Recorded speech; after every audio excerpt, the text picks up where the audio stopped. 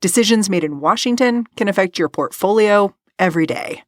But what policy changes should investors be watching? Washington Wise is an original podcast from Charles Schwab that unpacks the stories making news in Washington right now and how they may affect your finances and portfolio.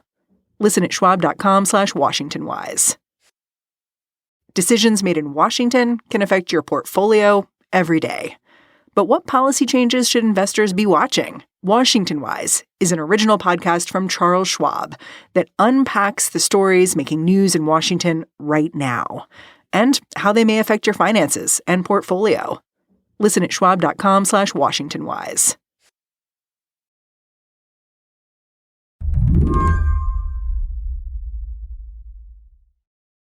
Ladies and gentlemen, the President of the United States and the Prime Minister of the State of Israel. About a week ago, President Trump hosted Benjamin Netanyahu at the White House for a meeting he would go on to describe to the press as historic. So this is a big day, a beautiful day, potentially one of the great days ever in civilization.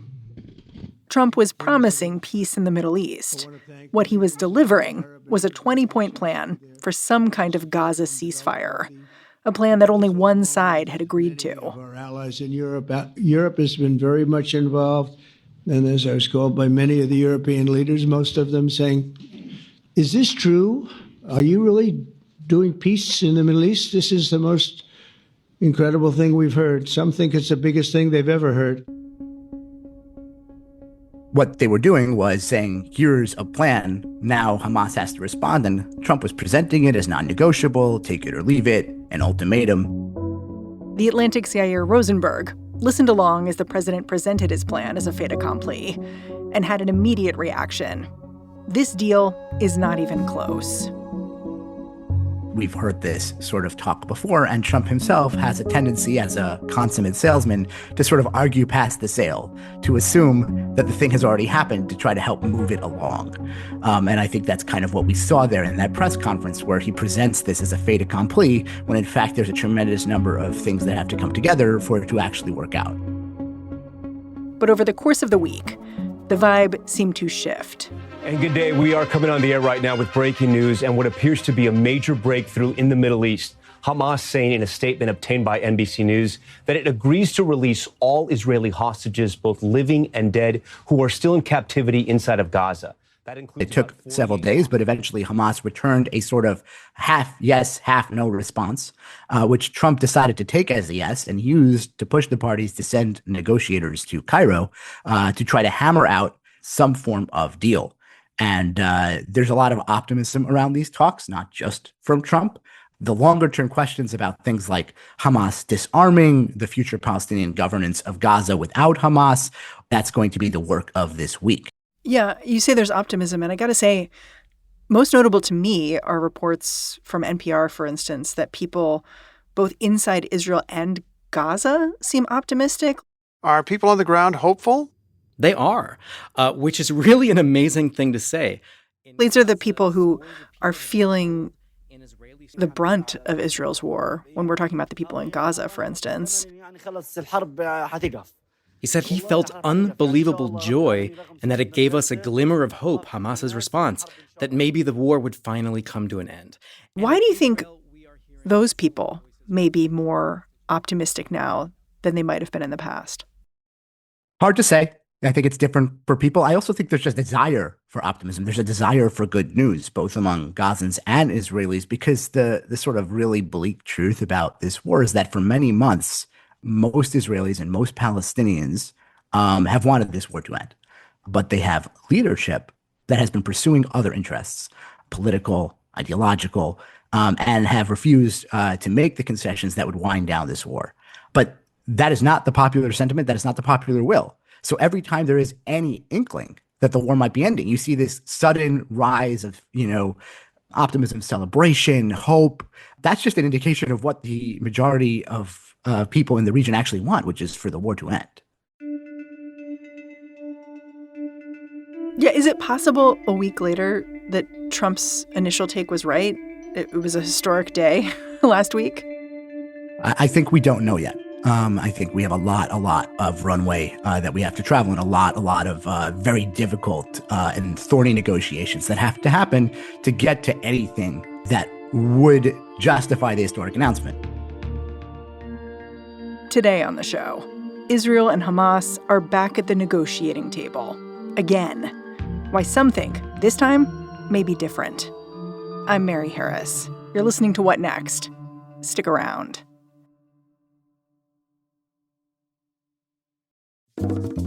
This podcast is brought to you by Progressive Insurance. Do you ever find yourself playing the budgeting game, shifting a little money here, a little there, just hoping it all works out? Well, with the Name Your Price tool from Progressive, you can be a better budgeter and potentially lower your insurance bill, too. You tell Progressive what you want to pay for car insurance, and they'll help you find options within your budget. Try it today at Progressive.com. Progressive Casualty Insurance Company and Affiliates. Price and coverage match limited by state law. Not available in all states. This episode is brought to you by Jack Daniel's. Jack Daniel's and music are made for each other. They share a rhythm in the craft of making something timeless, while being a part of legendary nights. From backyard jams to sold-out arenas, there's a song in every toast. Please drink responsibly. Responsibility.org. Jack Daniel's and Old No. 7 are registered trademarks. Tennessee whiskey, 40% alcohol by volume. Jack Daniel Distillery, Lynchburg, Tennessee. Before we get into what we know about the ongoing negotiations, I wonder if we can give listeners an update on where the war in Gaza currently stands. Where would you start that? So, a couple months ago, Israel announced that it was going to start conquering Gaza City, which is one of the places in Gaza that was largely untouched by the war, where at the time there were some 1 million Palestinians living, sheltering. And as of now, most of those civilians have left Gaza City. And the argument that you'll hear from Trump and from others is that Hamas has become more flexible because they feel sort of the walls closing in. Israel has not, they've taken over parts of Gaza City, but they had not done the full major operation yet. And so this is kind of, in some sense, a last chance to prevent that from happening. There have been polls on this escalation in Israel, and most Israelis don't support it. The Israeli military brass didn't support it. It is basically being done over and against the preferences of the Israeli majority, and obviously over and against the preferences of the Palestinian people in Gaza. And Trump, at this point, sort of intervenes and tries to compel the parties to settle. So what's in this 20-point plan that Trump laid out on Monday? I know that we're going to be negotiating on each of these points probably pretty intensely, but where did things start? Yeah, so there's a lot in here. Some of it is, I would say, much of it is the sort of ideas that have been circulating for years for settling not just the Gaza conflict, but moving the Israeli-Palestinian conflict to a more constructive place. Yeah, the ideas here don't seem new. Yeah, there's like weird things like we're going to have a board of peace oversight that has people like Tony Blair involved. That sort of thing is a little bit out there. But the majority of it, overwhelmingly, is just things like we're going to end the war. We're going to release the hostages. We're going to get aid into Gaza. We're going to have a track that over time could result in Palestinian self-government. We're going to disarm Hamas, But it also rejects the idea that Trump had previously been putting out there that we're going to clean out Gaza in order to build, say, an American resort, which is something that Benjamin Netanyahu embraced, the idea that somehow we would get people out of the region and remake it. Yeah, I'm glad you bring that up. That's a really significant point, which is that Trump basically made things a lot worse when he went out and sort of freelanced and said that what we're going to do is we're going to clean out Gaza. Those are his words. We're going to relocate the people of Gaza. We're not going to be clear about whether or not they can come back. And we're going to build this Riviera on the Middle East, this Gaza Lago thing instead. The U.S. will take over the Gaza Strip, and we will do a job with it, too. We'll own it and be responsible for dismantling all of the dangerous unexploded bombs and other weapons on the site, level the site and get rid of the destroyed buildings, level it out, create an economic development that will supply unlimited numbers of jobs and housing for the people of the area. What the far-right members of Netanyahu's coalition heard when Trump said that was, we can just take over Gaza and take it for ourselves. That's not necessarily what Trump actually said, or maybe even what he had in mind. Who really knows? But that is how it was taken, and that accelerated their clamor to continue the conflict until this like far-right faction can take over Gaza, put in Jewish settlements, things like that. Importantly, one of the points in here was people who leave have the right to return to Gaza. Exactly. So in order to like get things back on track, Trump was going to have to disavow that proposal. He was going to have to say to the Israeli hard right, to the settler movement, this is not going to happen. And he did, right? And in this plan, it's written in black and white that the Gazan people will be encouraged to stay and rebuild Gaza. And if they leave, they should be guaranteed the right to return to it. That just categorically rules out the version of the plan that Trump proposed that was embraced by the Israeli far right. Yeah. You mentioned Palestinian statehood, which is sort of this 20-point plan dips its toes into, I would say. It doesn't fully embrace. Is that a fair way to put it? Exactly. Because one of Benjamin Netanyahu's longtime causes is not allowing a Palestinian state to be established. And so to get Benjamin Netanyahu to sign on to something that actually says Palestinian state would be very challenging. So they do, in fact, have a point that says that the goal, like we will eventually open up a pathway to Palestinian self-governance and sovereignty, but doesn't say the word state. And that way Netanyahu has a certain level of distance and deniability. It's a little fig leaf. Yeah, and even with that, when Netanyahu accepted the plan alongside Trump and praised it and said this achieves all our goals, he very clearly said there won't be a Palestinian state. He wanted that on the record, mostly for his own domestic, base. In practice, longer term parts of this plan, whatever they are, right, a board of peace with these people on it, or Palestinian statehood for many Palestinians, not just the ones in Gaza, right, also in the West Bank, all of that kind of stuff, that sort of thing was very unlikely to be settled in a negotiation in Cairo. Right. In practice, what is really going to get negotiated and what people desperately need there is for the war to end. So this deal comes out Monday. By Friday, Hamas says they've tentatively agreed to elements of Trump's plan. And that statement was immediately embraced as a huge victory by Trump. He said Israel must immediately stop the bombing of Gaza so we can get the hostages out safely and quickly. Is that what happened over the weekend? Yes and no. So Trump did immediately accept Hamas's very qualified answer and then demand that Israel stop bombing. And Israel then began scaling back its offensive operations in Gaza. And in particular, they stopped their advance in Gaza City, which is a huge deal. That being said, there are still skirmishes happening in Gaza, right? You had some Hamas cell fired mortars at an Israeli soldier, and they wounded him, and then Israel bombed them back, right? These things are still going on. Israel will say we're, engaging in defensive operations when we get attacked. Hamas will say, no, you're still attacking. But overall, it's clear that things have entered a sort of twilight zone where you're not having nearly as much military action as you had before. I gotta say, this whole situation confuses me a little bit because until now, Benjamin Netanyahu has not seemed eager to negotiate with anyone in Gaza or in Hamas. Like last month, he quite brazenly launched an attack inside Qatar against Hamas, which is brazen because Qatar is an ally of the United States. Like there's reasons why. I think we have a CENTCOM headquarters there. Like it's there's a lot of reasons it's strange. So what changed in the last few weeks? Well, part of it was that strike, which I think, per reporting we have, angered the Trump administration a lot because the Trump administration has worked very hard on fostering ties with Qatar. Trump has good relations with Qatar, like several other Arab states. And it was a sort of affront not just to Qatar, but to U.S. credibility because the U.S. kind of guarantees Qatar's security. The U.S. has an air base in Qatar. And for Israel to attack there and then sort of nothing to happen in response makes it look like what good is a U.S. security guarantee? And so the Trump people basically turned to Netanyahu and said, you're going to have to apologize to Qatar for this. And you're going to have to start playing ball with us. And they started using that as an excuse to pressure him into more negotiations. And rather successfully, and I think something we've seen here, is that Trump has more leverage over Benjamin Netanyahu than any other president Netanyahu has faced. Why? Benjamin Netanyahu cast himself domestically as a bulwark against dovish democratic presidents who want to compel Israel into, dangerous concessions. to the Palestinians.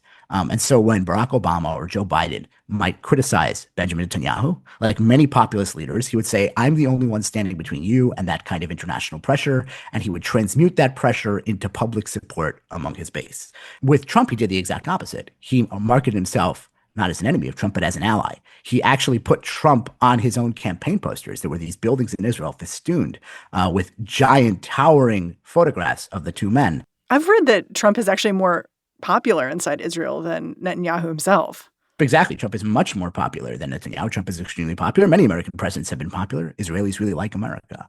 And so Bibi tried to, yoke himself to that and ride that and said, I am the Trump whisperer. My alliance with Trump is essential. That's why you have to vote for me. Even if you don't like me for many other reasons, I'm the only one who can handle this relationship. And look at this big poster with the two of us shaking hands and smiling. That boast is useful, perhaps for winning elections, but then it becomes a straitjacket because you have to, you can't publicly fight with the guy who you said is your buddy. Netanyahu can't afford to publicly feud with President Trump in general and in specific right now because Israel has elections scheduled for next year. And depending on how certain political developments play out, they could come relatively soon. Netanyahu can't afford to go into an election fighting with an American president that he cast as his ally. And so Trump has this kind of power over Netanyahu, where he can tell Netanyahu what to do. And not only does Netanyahu have to go along with it, he has to pretend it was kind of his own idea. We'll be back after a quick break.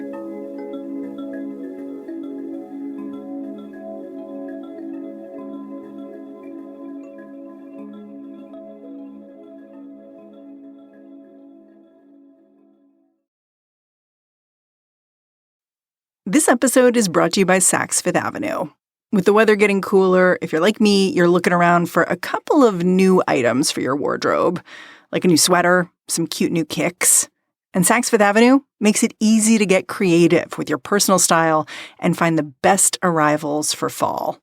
I went over to Saks.com to check out what they've got on tap, and I gotta say, what I love about clicking around their website is that every piece looks special, one of a kind. As if you'd walk into the office or a party and instantly grab everyone's attention. All the big brands are there, stuff like Alice and Olivia, the young and trendy stuff. I love that I can see the care in every piece Saks has chosen for their fall collections. Each dress or pant or shoe feels a little bit elevated.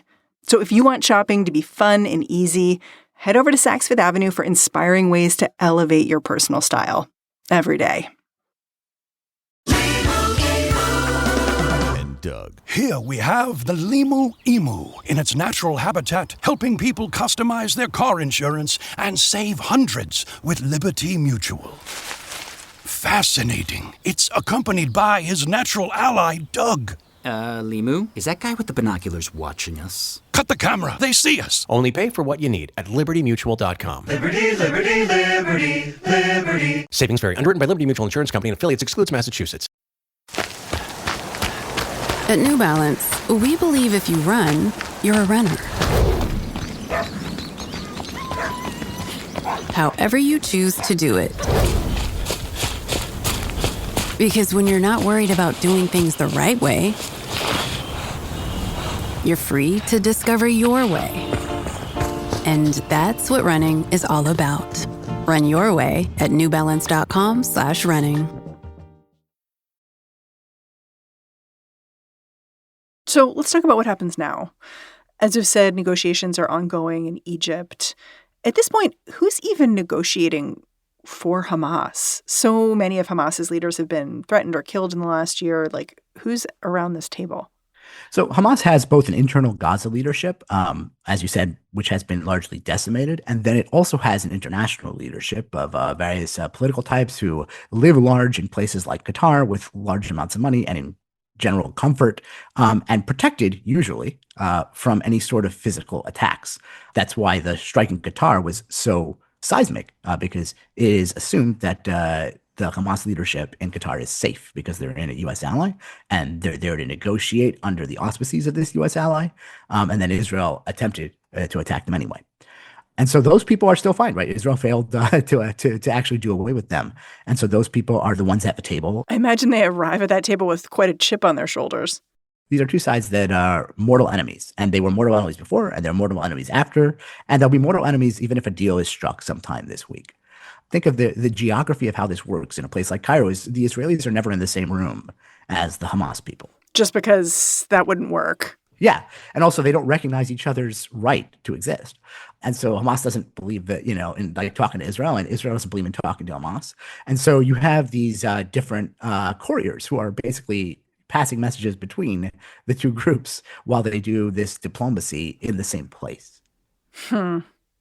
So what are the main points they're negotiating over? The first thing I believe that Donald Trump wanted to happen was the release of hostages, any remaining living hostages, and any hostages' bodies that Hamas might still have in Gaza, right? Yes. And so what you have is you have living hostages and you have dead hostages. And both of those Israel wants to get back. And Hamas wants to get prisoners released from Israeli jails. In particular, at this stage, with these final hostages, they want to get the most high-level, most senior prisoners, basically people serving life sentences for, mass murder. That's the sort of people that they want to get out. And that's a very difficult and tough negotiation as well, where Israel is going to end up having to let a bunch of these people out, which will be very painful for many Israelis and the victims of these people. And also Israel will try to veto particular people on the list who they say, even those people we won't let out. And Hamas might demand particular ones. And these are all sticking points that can arise just in this part of the negotiation. What other sticking points do you anticipate coming up? So I think there's a really technical argument that is actually going to be very important, which is the manner, pace, and guarantees of Israel's withdrawal from Gaza, because there's these maps that appeared in Trump's 20-point plan and that he's posted on Truth Social, showing like lines to which Israel will retreat based on how far they've progressed in releasing hostages and other agreements with Hamas. And Hamas is going to want Israel to be maximally out of Gaza, and Israel's going to want to stay in as long as they feel that Hamas poses a threat or hasn't fulfilled what they think are its obligations. And so there's going to be a tremendous amount of negotiating and haggling and fighting over at what line will Israel be at what time, and who will guarantee it, right? Because Hamas also wants to know that Israel will actually keep the commitments, and they're like, who's going to guarantee that Israel will do it? Hamas can't guarantee it. They don't have that kind of power. They basically want Trump to somehow backstop any Israeli commitment and say, I will compel Israel to do X, Y, Z if X, Y, Z happens. You think that's on the table? It's a great question. I don't know, right? I really don't know how far Trump is willing to go.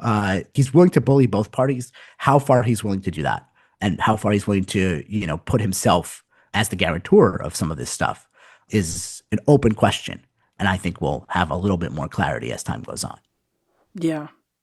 I was struck by this quote from the Israeli opposition leader, Yair Lapid, who, when talking about Benjamin Netanyahu, said he usually says yes in Washington when he stands in front of the cameras in the White House and feels like a groundbreaking statesman. And the but is when he returns to Israel and the base reminds him who's boss, which to me seemed to indicate that it's really unclear how successful whatever's going on in Egypt is going to be this week. I would say that's a very astute quote, because for people who follow Netanyahu's political career, they know that Netanyahu has a long history of negotiating painstaking international agreements on various topics and then pulling out at the last minute because his base had such a strong backlash to it that he fears for his political future. Now, the thing that I would say that militates against that happening here is that you have an American president fully on the other side, and one as unpredictable as Trump, and one that Netanyahu has staked his whole political persona around in Israel. So there's a lot of reasons that if Trump were to assert himself in this process, Bibi would have to go along, like we've already seen, where Trump basically unilaterally said Israel's going to stop bombing, and Israel started to scale back the bombing and stopped its Gaza City advance. That's extraordinary. Netanyahu had said in March 2025 that from now on, Israel will negotiate with Hamas, but it will not stop any military action until a deal is struck. Trump puts a post on Truth Social, and Bibi just about faces and says, oh, I guess we're not going to be bombing now. We're going to negotiate with a sort of quasi-ceasefire. That's what Trump has the ability to do if he puts his attention, focus, and muscle to it. The question is is the if. If he puts his attention, focus, and muscle to it. I mean, that's the thing. It's like it's a big if. Bullying Netanyahu, it only works if you stick to it. And that's true in a lot of things in international politics. You have to actually pay attention to them. And paying attention to anything for a long period of time is not really Trump's strong suit. It strikes me that Trump has behaved rhetorically very similarly when it comes to, say, the war in Ukraine, where he's done this bullying thing, lobbing insults and threats at people on both sides of that war, and it hasn't worked. Is there a difference here? Like, convince me this is different. So you're right. He has a similar sort of approach to many conflicts. In Russia, Ukraine, he has leverage only over Ukraine, but not really over Russia. Whereas in Israel and Gaza, he has a certain amount of leverage over Hamas because he has leverage over their allies and patrons like Qatar and Turkey. He has the ability to, slacken his hold on Israel and let them do more, or he can say you have to do less. And then he has a lot of leverage, as we've discussed, over Netanyahu specifically. So I think he has, if he is interested, right, if he is attentive and he actually decides to do this, he has the ability to make more of a difference in Israel and Gaza than he does in Russia and Ukraine. But there's a difference between having the ability and actually using it. What does all of this mean for Benjamin Netanyahu's future in Israel? Because he has survived a very, very long time against extremely strong headwinds. So the fact that he seems to have caved a little bit here, I think he's still resisting in his ways. Like, there were reports that after he said yes to this deal, Benjamin Netanyahu recorded a video in Hebrew where he was basically like, oh, there's nothing to worry about when it comes to a Palestinian state here. So he was doing these like little efforts at just like, no, I'm still here. I'm still me. But what does the last week tell you about Netanyahu's position inside Israel going forward? Israel has elections scheduled in a year's time in 2026, depending on whether or not Netanyahu's coalition collapses. And there are reasons to think it might before that, especially when you get close enough to elections, people just start eyeing the exits and positioning themselves for the next election. Netanyahu has not looked good in the polls since well before October 7th. He's been losing in them. His coalition, if, elections were held today, would lose. Pretty much every poll has said that since before October 7th. October 7th hurt the polls. He's had some recovery back to his normal bad baseline. People may not remember this, but he barely got back into office in the first place. This current coalition he has received 48.4% of the vote in Israel. But because it was better distributed, you may have heard this type of thing before, it ended up with the majority of seats in Israel's parliament anyway.